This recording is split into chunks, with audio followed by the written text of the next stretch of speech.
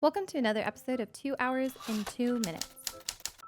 Today we're reviewing the first 2 hours of Horsetails Emerald Valley.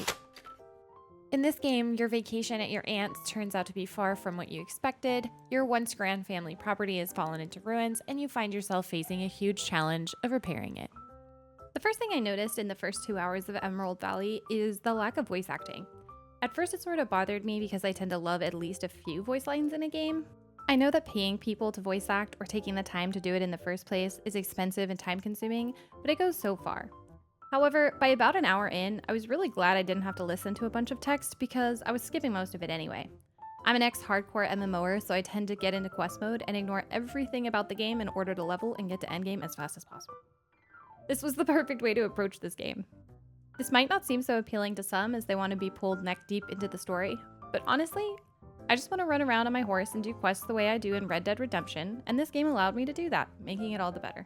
I want to compliment the game on the horse controls. They may seem complicated to young users at first if they aren't used to games, but honestly they are the best possible way to have a horse control in the fewest buttons while still maintaining some sort of realism or challenge to the riding factor. You can have your horse slide, skid to a stop, jump over obstacles, all without really moving your hand positionally on the keyboard, and that's perfect.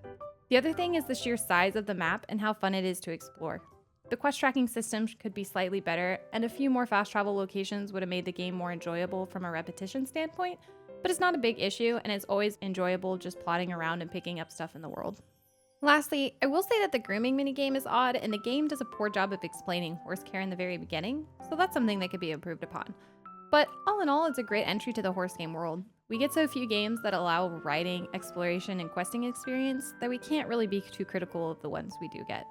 I've enjoyed it enough to finish my playthrough and write a final review plus some tips for new players, so I give it a recommendation.